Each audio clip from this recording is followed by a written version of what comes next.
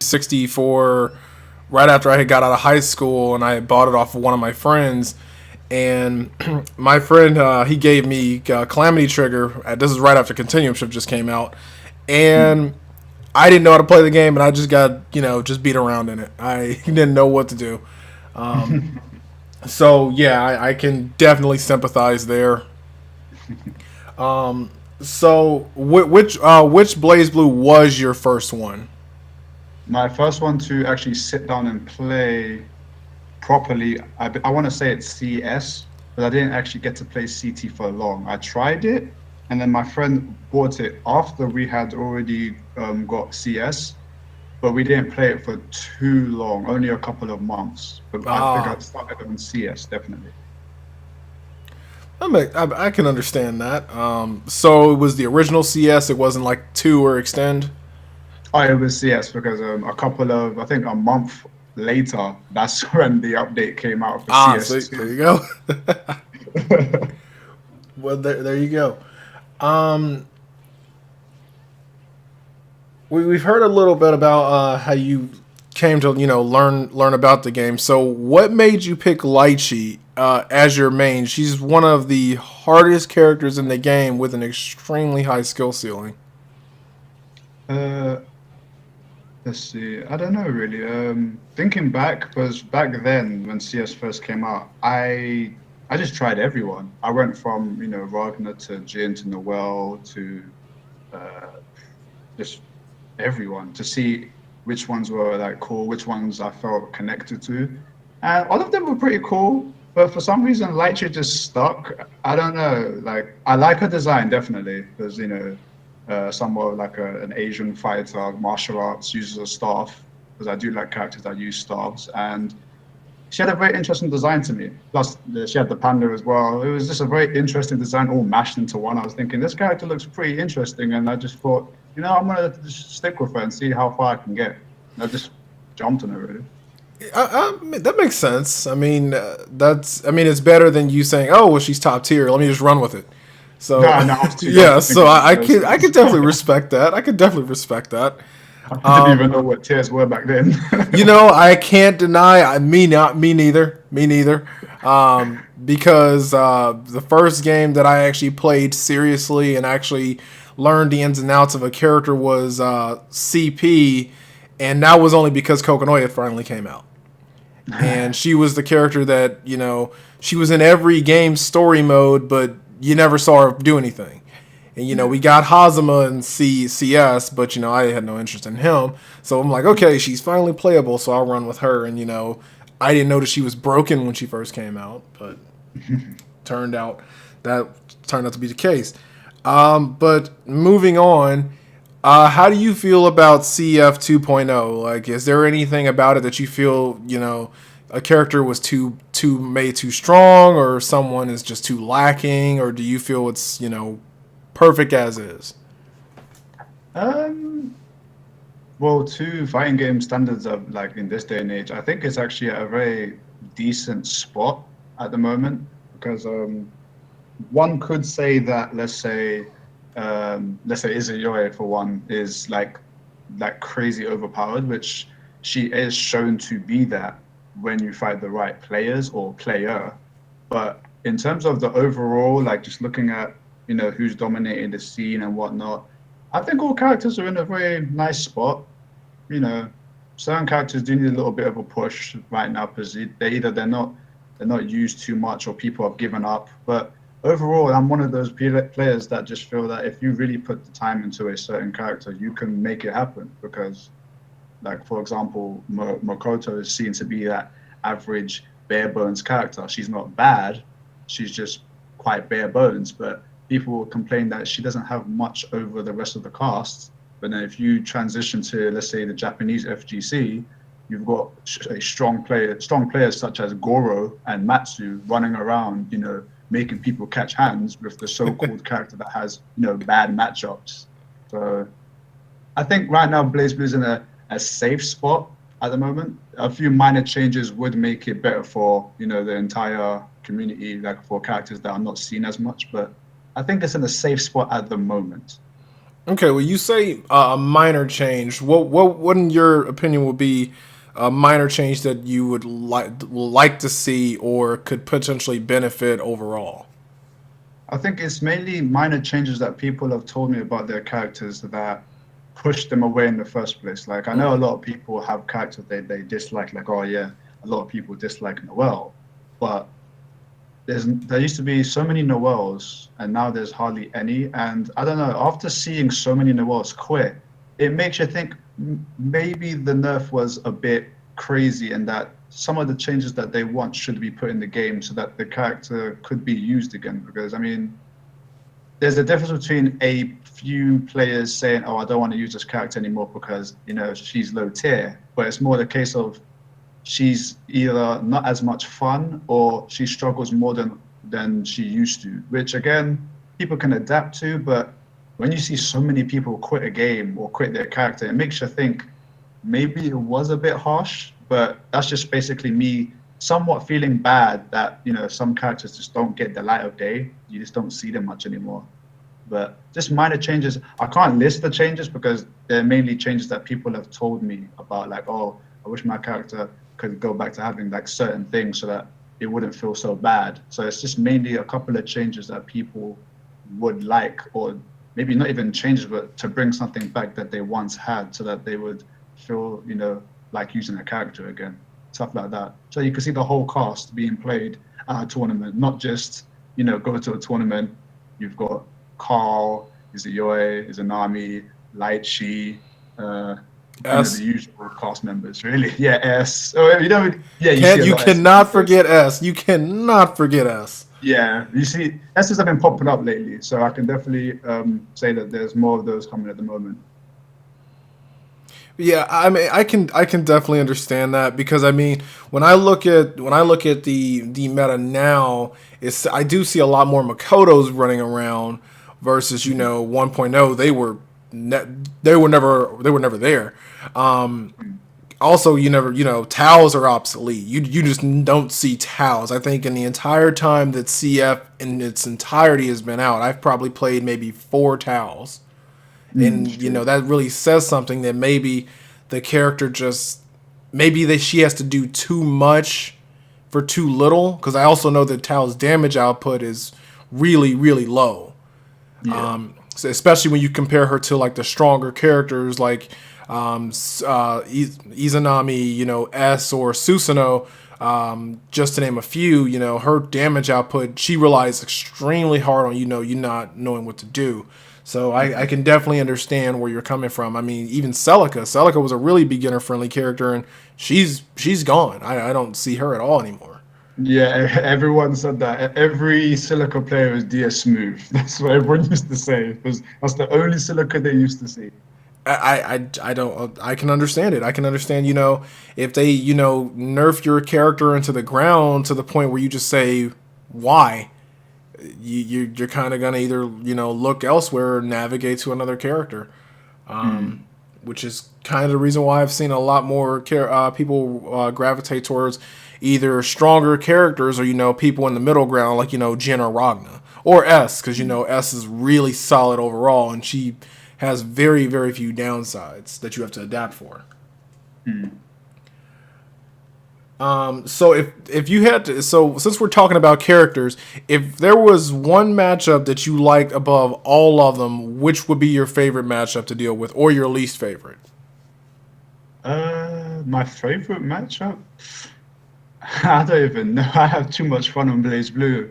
I think my worst matchup, just personally, will always be fighting against a Taiga, just because you always have to be on you have to be retreating, you have to be spacing, you mustn't overextend. Like, you play a lot of Blazblue where you see someone on the other side and you're like, okay, we're fighting, but then as soon as Taiga comes on the screen, it's like, okay, let me slow down, let me play it slower and just make sure you can't churn the butter. You can't churn the butter and catch me slipping, because with Tager, I agree with you. I agree with you. It's not a matchup I like either.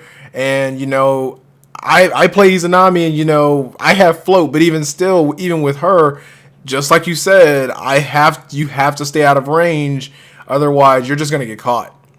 Yeah, And that matchup is just the one that it doesn't feel too much like Blaze. It turns into something like Street Fighter. Like if you fight, like okay, I've got this amazing character. I can throw the staff. I can do nice combos. I've got nice Oki. But then first take, it's like okay, I've just got range. That's pretty I much mean, it. you can set up all the Oki you want. It ain't going to change the fact that he can just wake up and just gigantic Tager you because, he's got invul. Yeah.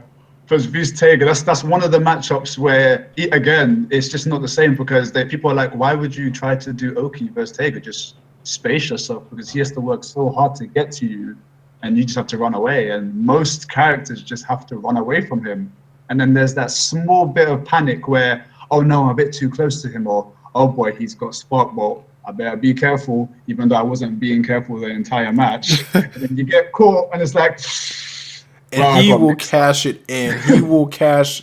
If he catches you, he's taking at least 4.2. Yeah, on and average. the guessing game as well. Like a lot of people saying, like, yeah, Taker's easy to do. It's like, okay, so he knocked me down. I wake up, backdash, he caught me. Jump, he did an air 360, he caught me. I jump up and try and respect him, he caught me. I jump up and DP, he got me. It's just like it's a guessing game. It's a guessing game, which is why your analogy of calling it like Street Fighter is really spot on. So you really called it like that. It's really true. Yeah, it's a funny matchup. It's definitely the part of Blazblue where everything just changes. So moving from there, what would you say your personal goals are as a player? Personally, my goal as a player is mainly just, I mean, most of the time I just play to have fun. Like because I can definitely say I'm passionate in the game because I've traveled for it. I've done many tournaments, but mainly it's just to have fun and to get to a level where, I don't know, like it's just mainly been fun, but I just like to as well help people and enjoy the game. Like I wouldn't mind winning some tournaments. That's always a good feeling, but overall, it's always been fun to meet new players from different countries, see how other players use certain characters from different, regions and communities, and just to mingle really, because you can learn so much. You make new friends and family from meeting people at tournaments or online. So it's mainly just been like a journey to have fun and meet new people and just to see how much I can learn because, it's one of the hobbies. So it's fun to take it as far as you can go, really. So it's mainly fun, friends and family, I guess. Yeah, because I would say that definitely I can definitely see that because the community comes together. When there's when the patch note, like for example when the patch notes came out, everyone was scrambling to decipher them, and everyone was helping each other out to explain what was going on, what the notes were going to say, and how the changes were. And I even know a few people who actually made videos, showing before we got the patch what things would look like, explaining what they would look like, in practice, which was actually really good as well. You brought the community very close together as well, so it's great. I mean, we came from back in the day where if you didn't have a local, that was it. You're done. You had to travel out far. But then now it's like you can meet so many people online. We've gone from we've gone from like game FAQs to Dust Loop to Discord. So and even Skype groups as well and line groups. So yeah, I like the way that the community has just come together and we just make new friends and people are still, with those friends that they've known for so long. So it's good like that, really. That I definitely I really agree with that. Are you interested? Are you gonna play Cross Tag Battle when it comes out? Yeah, that's probably just like a default thing for me. I most likely will. When it comes to fighting games, I can't help but just go over there and fight someone for no reason. So who do you think would be your main if Lychee does not make it in? I was already set on just using mainly the Ruby characters because even though it's got Blazblue, Undeniable Breath, and whatnot characters, my character's not in the game, and secondly, part of me has always said that this game kind of just looks like a Mugen game. So personally, seeing the fresh new sprites or the Ruby characters, like actual new characters, I was just set on, okay, I'm using those characters because I do like the Ruby story and I don't know if I can call it an anime, but the series. And yeah, the 4 characters in there I like all of them. So I'm glad they're in there. I do hope they add more Ruby members because again, I like the fresh feel of new characters. Because if they did add Lychee in there, she would play nothing like how she does now. Like they would remove so much from her. It's obvious for certain characters that have already been put in the game have already been stripped away of some of their, mechanics. So Yeah, I think that's the reason why a lot of people were surprised when Hakumen made it in, because his entire gimmick is his counter. So when people saw him make it in, it was they were taken aback. yeah, I mean he's in there, he's got his counters, but and then everyone got scared. Like, wait, where's his bars for his Magtanima? Like, where's the stars? It's like, oh no, he's got EX moves and he can still do bare damage. It's like, oh boy, everyone's scared. I think the game will be very very interesting to play it and see, you know, what the meta turns into, because it won't rival Dragon Ball Fighters, but it'll definitely be something for the other crowd. Now I'll word it that way. Yeah, I can agree with that, definitely. Okay, so what would be some last piece of advice that you would give to someone who's just getting into anime fighters specifically? Um, People can instant air dash at you. There's double jumps. We have DPs too, and pretty much just try to find a character, or go to. Oh yeah, that's an important one. Whilst finding a character to see which one you feel comfortable with. If you're new to the game, please do tutorials, challenge mode, combo modes, and you have to do those because I can't tell you how many times I've met people that have said, "I'm new to the game. Can you help me with this character?" And I'm like, "Yeah, of course. By any chance have you done the tutorial?" They're like, "No, I'm just gonna press buttons." It's like, Yeah, that's yeah, not the way to go. you might not want to do that, otherwise you'll just get your ass kicked, and then you'll come back like, okay, I'm having trouble. It's like, I don't blame you for having trouble. So mainly, I have to say, just treat enemy fighters how you would treat other fighters in the same respect. Like, go into the game, have fun. That's one of the most important things. Find a place, find a character, try to press buttons, learn, train, do tutorial, try to learn things, watch videos, because a lot of people, surprisingly, they don't have the first thought to like, okay, I'm using a character called Lychee.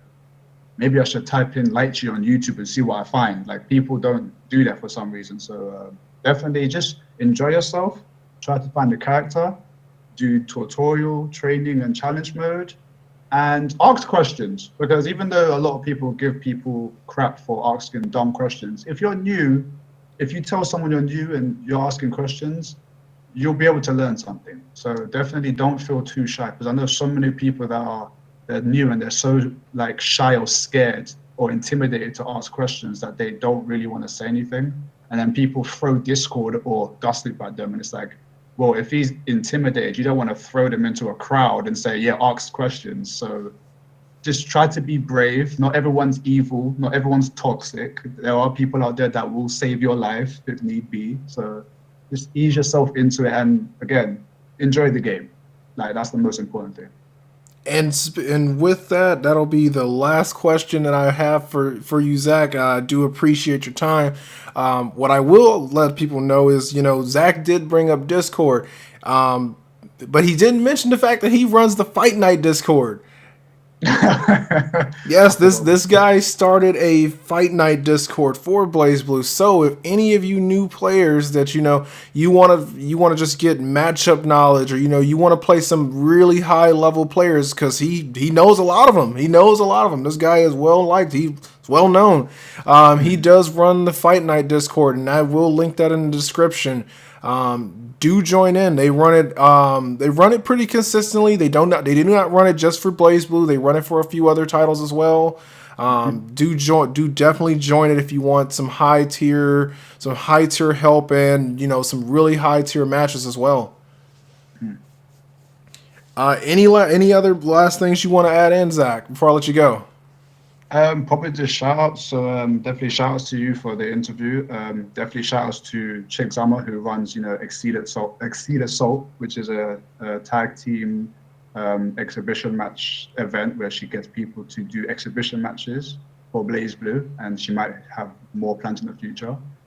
Shout outs to Coefficient, another person who helps the community. Shout outs to Dustloop, even though many will say that it's pretty much dead.